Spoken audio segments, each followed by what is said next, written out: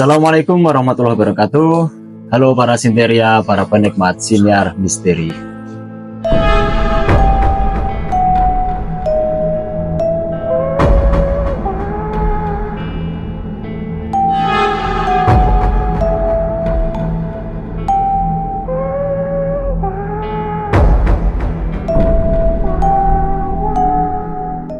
Oke, kali ini saya bersama dengan Mas Ardi.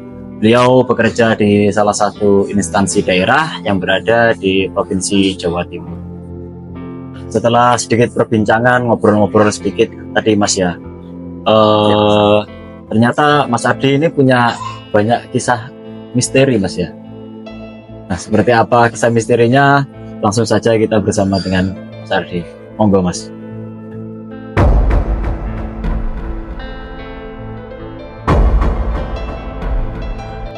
Iya Mas, memang benar. Setelah sekian lama saya ini itu di kehidupan, Berkecimpung di kehidupan. Ya. Dan dengan Mas Aris tahu sendiri profesi saya seperti itu, ternyata juga bisa juga mengalami hal misteri. Yang mana memang hal misteri sampai detik ini tetap menjadi misteri. Masih menjadi misteri. Namanya juga misteri. Ya benar. Ya, dulu waktu saya masih kecil, kira-kira kelas berapa itu? Sekitar kelas 5 atau 6 SD waktu itu. Masih bocil banget ya. Masih bocil, SMP aja belum. Di situ Mas tahu sendiri, anak kecil suka main-main di halaman, di depan rumah, di jalan. Benar-benar. Main berbagai macam permainan tradisional, salah satunya petak umpet. Kalau zaman dulu kan masih banyak permainan tradisional Mas. Iya, benar. Waktu itu main petak umpet Mas, ceritanya main petak umpet. Main petak umpet itu di daerah saya dulu, yang tempatnya itu tidak terlalu ramai, nggak sepi berarti daerahnya itu ya. Iya. Tidak terlalu ramai juga tidak terlalu sepi, meskipun di tengah kota, tapi di daerah masih banyak anak kecil yang minim penduduk.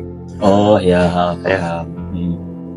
Main di situ, main petak umpet, namanya anak kecil lari-larian jauh, main itu saya waktu itu waktunya jaga mencari anak-anak, teman-teman sembunyi sampai di satu titik kan waktu itu petak umpetnya itu dibatasin, tapi kebetulan lokasinya, iya, tempat sembunyinya dibatasin, tapi kebetulan itu boleh sembunyi di gang sebelah, jadi harus muter itu. Oh gitu, berarti lokasi untuk sembunyinya boleh di sekitarnya situ, yang penting nggak terlalu jauh gitu Mas. Iya. Oke. Sampailah di satu titik itu di pertigaan, di sebelah sana itu ada musola. Memang itu ada musola. Pertigaan itu. Dari pertigaan agak jalan ke sana kurang lebih 30-40 meter. Itu ada musola yang memang karena itu musola rumahan, jadi jarang ditempati, jarang dipakai. Dulunya sering, tapi karena yang punya pribadi gitu ya. Punya pribadi dan memang yang ada dipakai untuk umum juga Mas. Oh gitu. Tapi udah sering dipakai karena ada musola baru. Oh akhirnya jarang dipakai. Nah di situ saya waktu mencari teman-teman, saya tengok kiri, itu kan pertigaan, saya tengok kiri melihat ke arah musola. Di depan musola itu ada pohon kelapa. Depannya musola? Iya, ada pohon kelapa. Kira-kira sekitar jam berapa Mas? Kurang lebih jam 7, jam 8 malam. Loh malam? Malam. Oh petak umpetnya malam. Itu yang seru Mas, dari anak kecil suka kayak gitu. Tak pikir jam siang atau sore gitu. Jam 7 malam. Malam. Di dekat pohon kelapa itu ada sesosok putih. Sosok putih? Ya, putih. Itu dia napak ke aspal. Berarti bawahnya napak ke aspal? Iya, saya kira orang. Oh. Saya kira orang. Apa itu gitu? Saya bilang ke temen, apa itu? Pada bingung. Itu berarti nggak ada yang tahu selain sampean? Ada juga teman yang lihat. Ada ini. Ada yang bilang pocong, ada apa gitu. Saya cuma, apa itu? Nah itu posisi pohon gini. Posisi putih-putih itu kan kayak gini Mas ya. Ah, Itu bisa miring. ini pohon, Iya. ini putih-putihnya di sini. Ini Miring. ya. Kalau dia manusia, saya rasa nggak mungkin bisa napak, bisa miring seperti itu. Oh. Jadi kayak miring. Nah. Dan itu dia berdiri lagi. Oh jadi, Oh iya, benar. wow, merinding saya ini. Nah. Itu berarti kayak dulu, zaman dulu itu ada mainan pocong-pocongan mumun itu ya, Ya. yang bawahnya ada pemberatnya itu Mm-mm. bisa gerak gini-gini. Itu kayak gitu. Iya. Tapi itu memang benar nggak? Bukan terlihat kayak ada pemberatnya atau apa? Karena di tahun berapa? Kurang lebih di tahun segitu, bahkan film Mumun pun saya rasa belum ada kayak gitu. Ya, jadi ya udah itu bisa gitu miring gitu. Wah itu harusnya jatuh. Kalaupun semisal ada orang yang narik, orang itu sebelah sini, ini pohon, ini sebelah sininya itu pekarangan kosong. Pekarangan kosong. Nggak mungkin ada orang di sini, itu rumah kosong, udah jadi kosong. Oh, ada rumah kosong Iya. ya berarti. Ya yang punya musola itu udah pindah. Oh, itu sampai menemui makhluk sejenis pocong itu jam 7 malam waktu petak umpet gitu. Iya, saya Berarti yang salah. melihat itu bukan cuma sampean ya. Bukan yang saya. Kalau yang lihat cuma sampean kan bisa dikatakan oh ngarang-ngarang Iya. gitu. Teman-temannya juga pada tahu. Kan? Iya. Wah gila sih. Tapi nggak mengganggu Mas ya. Kalau mengganggu, Apa sekedar menampakkan diri aja gitu. yang menampakkan diri dengan kemiringan yang seperti itu tidak masuk akal. Nggak masuk Manusia akal. bisa miring seperti itu. Nah. Kita tahu Michael Jackson seperti itu aja itu pakai trik. Pakai trik. Itu di zaman itu internet belum ada, mau pakai Iya, trik benar. gimana? Benar sekali. Waktu sampean kecil ya. Ya waktu saya SD. Waktu SD. Terus ada lagi. Ada lagi. Hah? Itu waktu saya SD. Ini cerita waktu saya SMA. Seingat saya itu kelas 2 SMA atau kelas 11 sekarang disebutnya. Waktu itu saya karena aktif di OSIS, saya jadi panitia. Mos itu ya. Ya, panitia MOS. Itu karena saya seperti ini, tubuh gede hitam. Tubuh gede hitam itu jadi posisi saya waktu itu menjabat sebagai ketua seksi keamanan. Oh, ketua seksi keamanan dari panitia masa orientasi siswa itu. Iya. Di situ sudah pasti banyak orang, tapi karena memang waktu itu kegiatan tengah hari, kegiatannya itu ngumpul di lapangan. Tengah hari sekolah. siang berarti ya. Siang. Tengah hari kumpul, jadi semua peserta berkumpul Mos, di tengah, terus aktivitas semua kegiatan kan ada di Terpusat situ di ya, situ. terpusat di situ. Jadi yang berada di luar area situ, di luar lokasi tempat kegiatan, itu hanya seksi keamanan. Panitia yang lain, Iya. Panitia yang lain ada di tengah lapangan itu. Lapangan dalam sekolah ya Mas ya. Nah, ceritanya waktu itu karena saya ketua seksi keamanan, jadi saya berkewajiban buat keliling, ngecek ya kalau Iya, misal ngecek. ada yang bolos, yang nggak ikut melanggar. acara, benar. Biasa anak-anak SMA kan gitu. Semakin dilarang, semakin penasaran. Nah, benar sekali. Terus Di situ saya keliling sendirian ke sekolah, sampai di satu titik saya jalan di satu area lurus dan itu ada macam pojokan atau kita bisa sebut pertigaan karena meskipun di sini ada kantin. Saya berhenti di situ karena ketika saya lurus, saya lihat ada kamar mandi di situ. oh berarti lurusnya jalan itu kamar mandi. Iya, Oh. saya lurus itu kamar mandi. Ada kamar mandi, ada 4.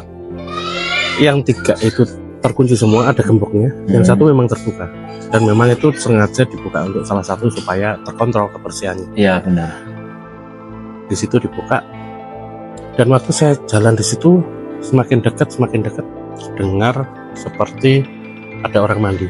Itu posisinya sampean ketika patroli ya istilahnya. Iya, Patroli itu sendiri. Sendiri. Dan semua kegiatan terpusat di tengah kan? Di tengah. Saya dengar suara orang mandi, kayak siraman air. Dengar, Pikir saya siapa mandi siang-siang kayak gini, apalagi ada orang. Saya dekat, semakin dekat karena itu di depan kamar mandi ada tembok. Akhirnya saya mendekat, paling jarak 5 meter. Mendekat di situ baru terlihat ada orang mandi, Mas. Ada orang mandi. Ada orang mandi. Oh, berarti pintunya kebuka dikit gitu. Bukan cuma dikit. Jadi misal ini pintu itu terbuka separuh. Oh, terbuka separuh. Iya. Terbuka separuh, ada orang mandi di situ dan saya mendekat. Waktu saya mendekat itu orangnya habis nyiram gini, ditaruh, dayungnya ditaruh, berhenti langsung tengok kiri ke saya.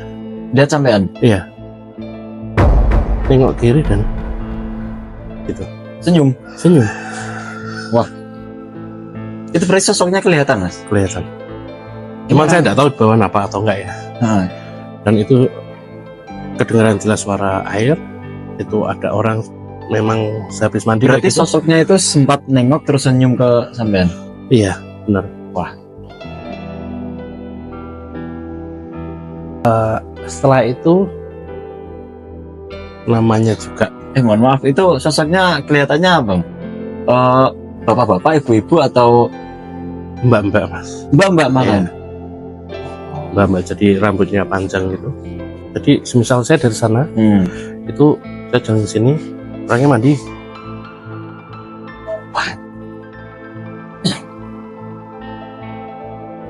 Nah, di situ karena saya sebagai cowok, yang pasti juga merasa tidak enak dong. Ketika melihat ada Canggung lah, mandi. canggung. Iya, canggung, pasti canggung. Saya cuma diem, belok kiri, jalan lagi, udah jalan lagi. Oh gitu. Jalan. Kirain sampean malah ikutin masuk terus ikutan mandi. Bukan dong, Mas. Oke. Itu langsung jalan lagi. Saya masuk mencari panitia yang lain. Waktu itu ketemulah ketua OSIS saya. Di situ saya bilang, Mas, di sana ada anak mandi. Laporan. Cowok apa cewek? Iya, laporan. Cewek. Tapi karena nggak pakai baju, akhirnya saya nggak berani deket. Ya udah, ayo ke sana disamperin. Akhirnya kita sama teman-teman itu jalan ke kamar mandi bareng-bareng. Di sana kering, Mas. Di kamar mandi yang Iya. bekasnya sampean lihat ada orang mandi itu kering ternyata. Kering. Wah. Siapa guys berarti yang mandi? Ya ada-ada aja ini setan porno ini. Saya tahu.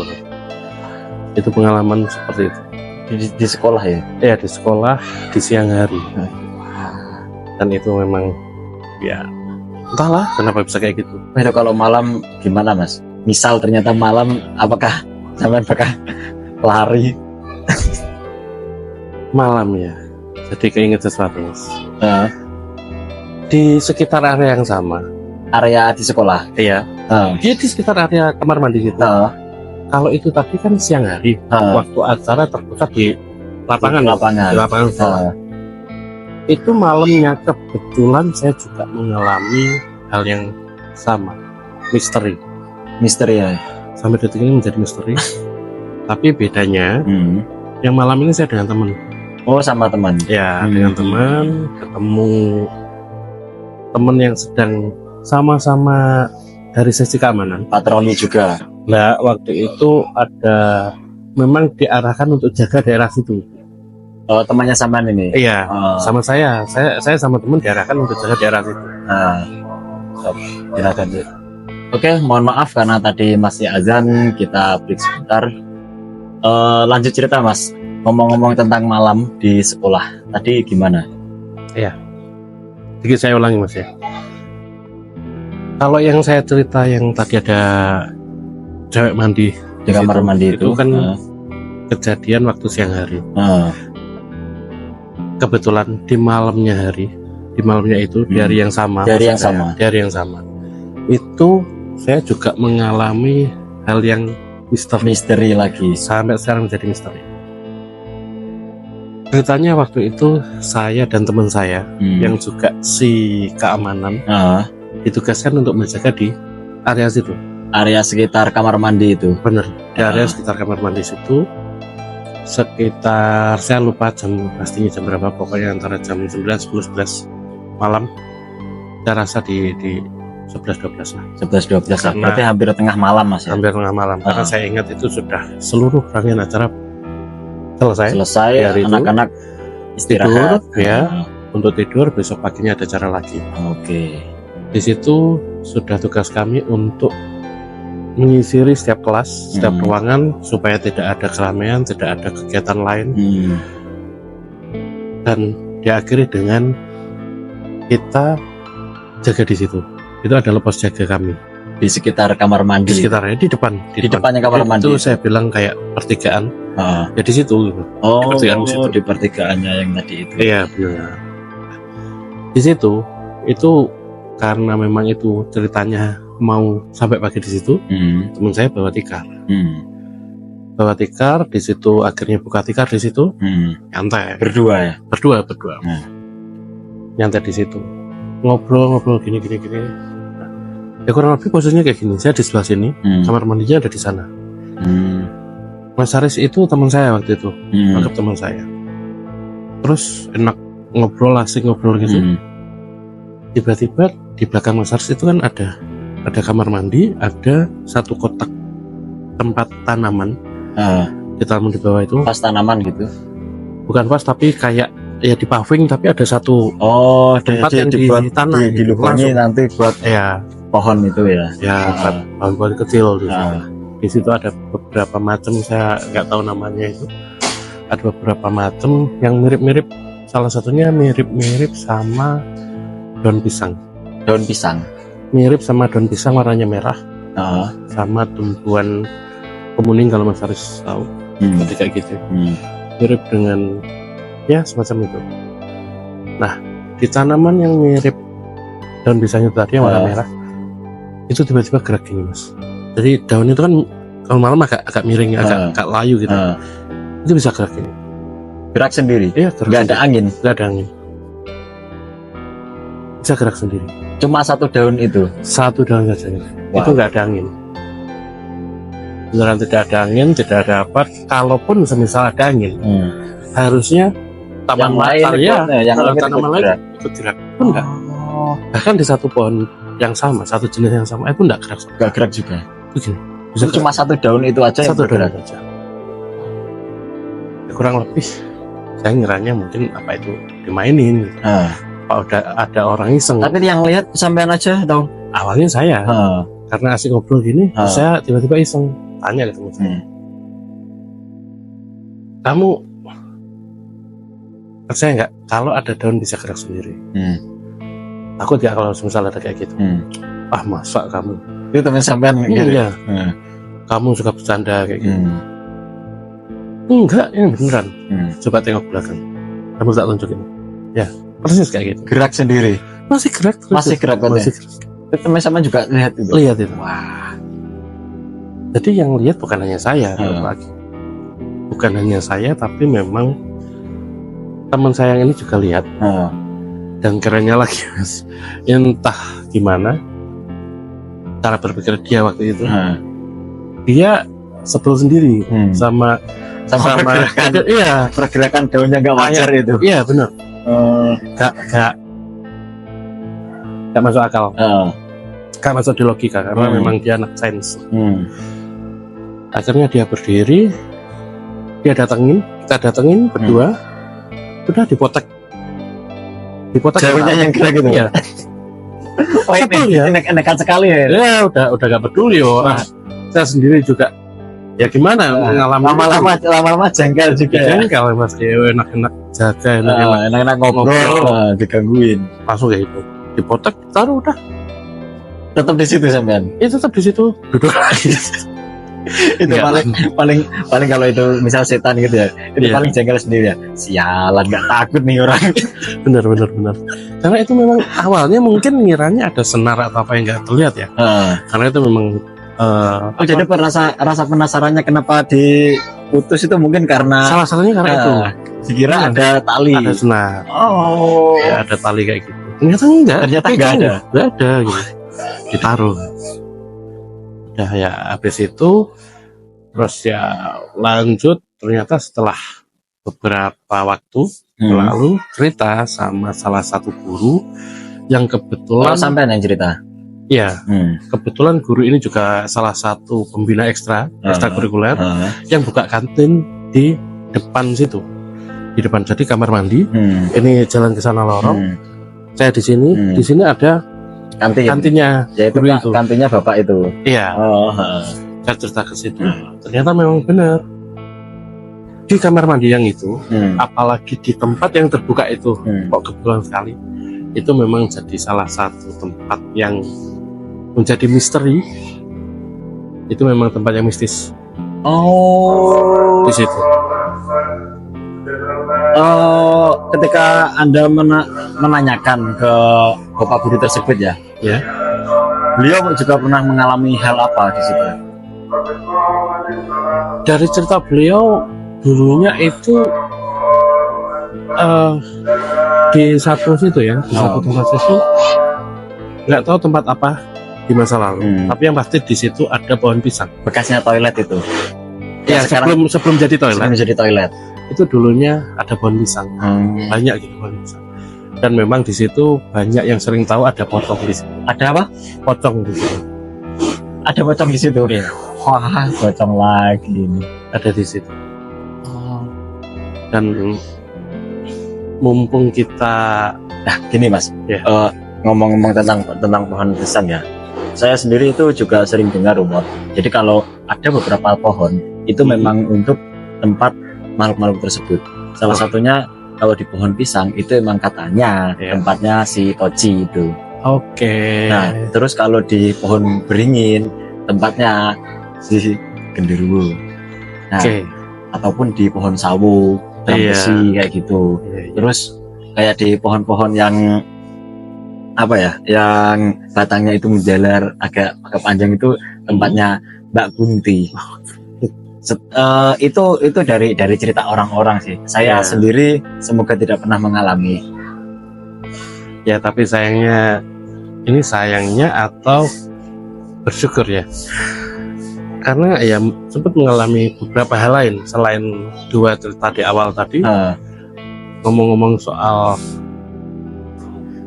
Poci atau genderuwo, saya juga pernah mengalami itu mas. Ini si Poci atau genderuwo ini yang bakal ceritain? Dua-duanya. Dua-duanya? Dua-duanya. Gimana?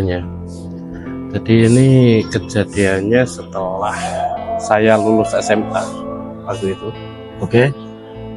Sebentar mas, ini masih ada azan lagi. Sebentar. Sabar ya. Kita lanjutin lagi mas ya untuk ceritanya. Tadi gimana itu yang Poci sama si genderuwo kok jadi satu itu? Itu sebelum itu bisa dibilang apa atau gimana sih mas? Bisa kejadian kayak gitu? Double kill gitu ya? Iya, double kill. Double kill. Yang tadi di sekolah siangnya, yang satu malamnya. Yang ini sama-sama di malam hari mas. Sama-sama di malam hari? Sama-sama di malam hari, tapi dari dua makhluk ini. Dua makhluk ini ceritanya waktu itu saya lupa tahun berapa ya, kurang lebih sudah lulus SMA tahun 2013-14 mungkin. Di situ saya ini sebenarnya suka keliling pakai motor ke desa-desa, ke daerah-daerah yang termuter lah ya. Iya benar, termuter kayak gitu, nggak pakai helm, nyantai. Waktu itu malam hari saya keliling di satu daerah di kota saya, satu desa di kota saya. Saya awalnya malam-malam ke situ, iya apa enggak? Maksudnya ya enggak, ya gitu. Terus akhirnya, jadi feelingnya itu masih ragu ya, saya jadi ke situ atau enggak gitu. Jadi awalnya itu perasaannya udah nggak enak mas. Iya, udah kayak masuk ke situ nggak sih gitu.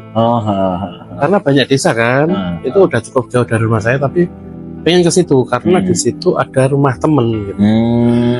Akhirnya masuk ke daerah situ. Saya sama teman saya putusin buat masuk ke berdua berarti? Ya berdua. Putusin buat masuk ke daerah situ. Akhirnya masuklah. Itu nggak ada apa-apa. Masuk ke situ, muter di gang-gang gitu, di kampung kan, itu di desa. Nyantai lah ya. Nyantai. Ya meskipun malam-malam nggak tahu dianggap maling atau apa, nggak tahu Pak. Kayak gitu. Terus akhirnya keluar desa. Nah, waktu keluar desa itu kan memang waktu masuk Gapura desa, itu melewati tengah sawah, aspal, sampai tengah sawah, dan di situ ada semacam punden. Di dekatnya Gapura? Bukan, agak masuk, paling dari Gapura jarak 100-200 meter. Oh, dekat ya berarti? Dekat. Di situ ada semacam punden atau sumur atau apa. Ya ada punden sama sumur. Punden itu buat kalian yang belum tahu itu berarti semacam petilasan gitu ya. Kalau orang zaman dahulu biasanya itu nanti dibuat doa. Maksudnya bukan minta ke pundennya enggak, tapi ya salah satu tempat sakral gitulah. Biasanya seperti itu. Lanjut Mas. Ya, di situ ceritanya saya lagi keluar desa. Otomatis mau nggak mau melewati itu dulu dong. Karena itu adalah satu-satunya jalan masuk dan jalan keluar. Oh, satu jalannya itu? Iya, bukan masuk ke desa, tapi masuk ke kampungnya. Ke kampungnya, ya. Oke. Jadi akhirnya saya keluar, saya karena itu sawah, saya tengok kanan tengok kiri, menikmati suasana malam, udara malam. Waktu saya tengok kiri, di kiri saya itu ada punden dan sumur itu, ada pohon. Di sebelah pohon itu ada laki-laki sosok putih. Sosok putih? Ya. Laki-laki sosok putih di sebelah pohon.